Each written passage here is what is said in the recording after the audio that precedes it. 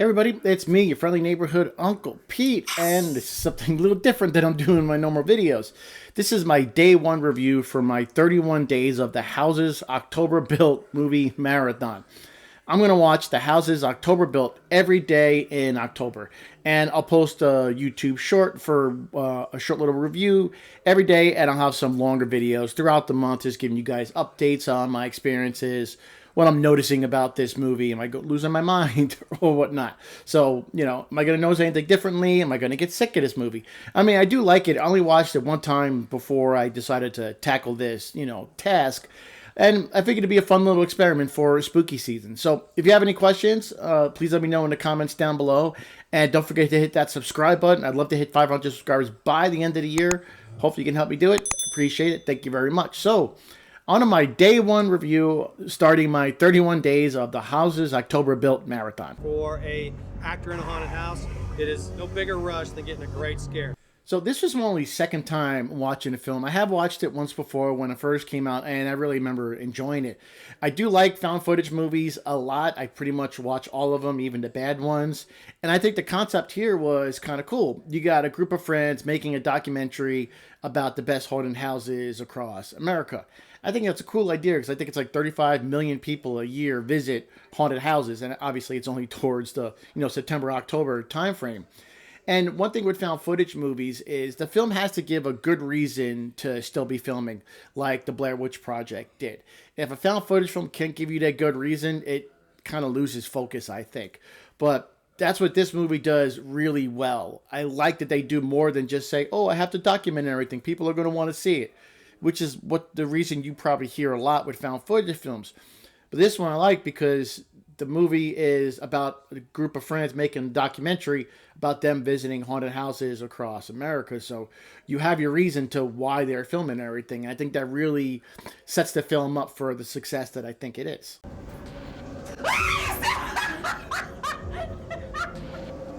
Now, for horror fans, October is a wonderful part of the year. Many of us look forward to this season all year long. And that's what drew me into picking this movie. It was a plot that something I feel would be a lot of fun for people like us to take part in.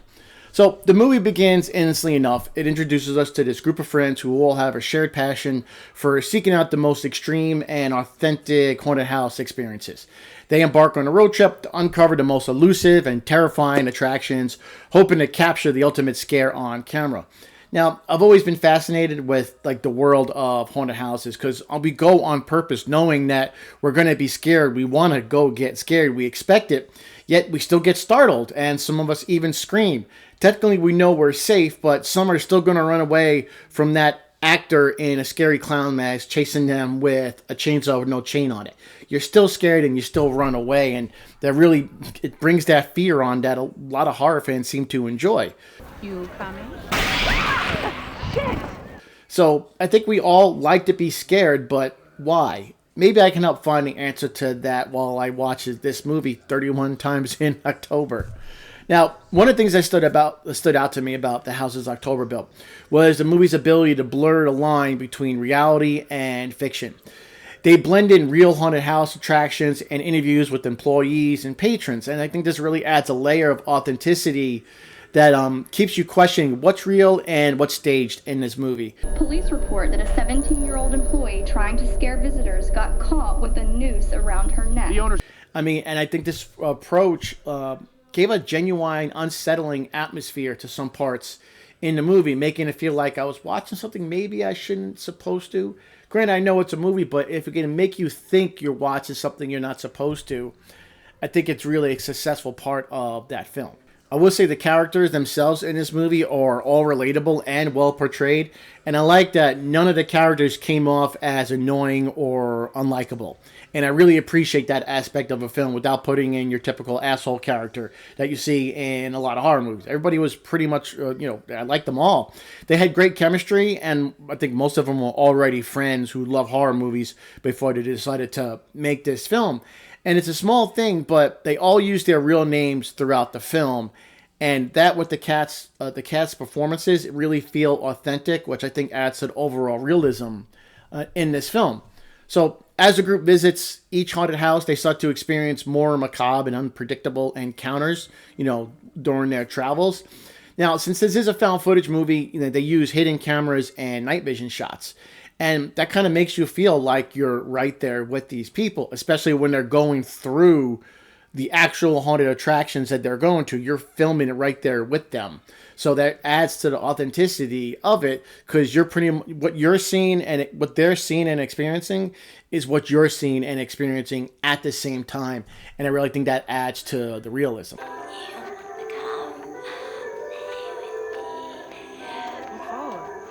Spoiler alert, if you haven't seen it, you ready? No one dies in this movie, and for a horror movie, that's odd, but it's executed extremely well. I mean, there's not a lot of gore or graphic violence. Most of the movie is the group visiting haunted houses across, America, and some of them look like a lot of fun. They really are. And some of the scares you get are what the group scares when they're going through this haunted house. So it's almost, again, you're there with them, and it really adds to the excitement of the film. And I hope myself to take part in some haunted houses this month as well.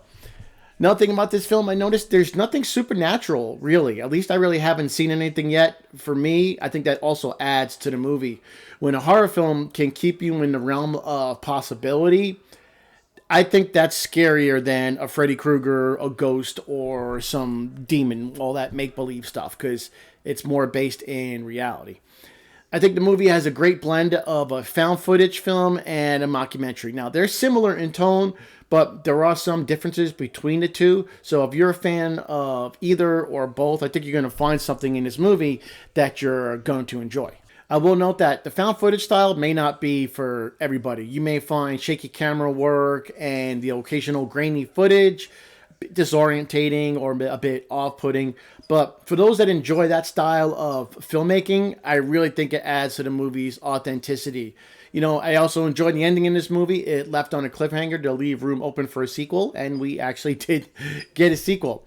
So this is a fresh take on the found footage genre, offering a great blend of real-world horror and fiction.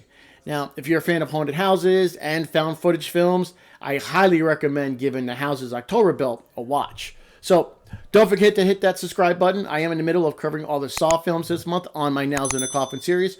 I'll have a card up here for you to check out. I also have my debate series that I collaborate with a really good friend, and my Let's Now This series, which is a series where you, the viewer, can participate in a video. It's fun times. I'll have some links up here for you all to check out. So, not a long video here, because I'm sure I'm going to have a lot to talk about over the course of the next 31 days. So as I watch The Houses October Built many, many times. So wish me luck, and I'll see you here tomorrow for my day 2 review of my 31 days of The Houses October Built.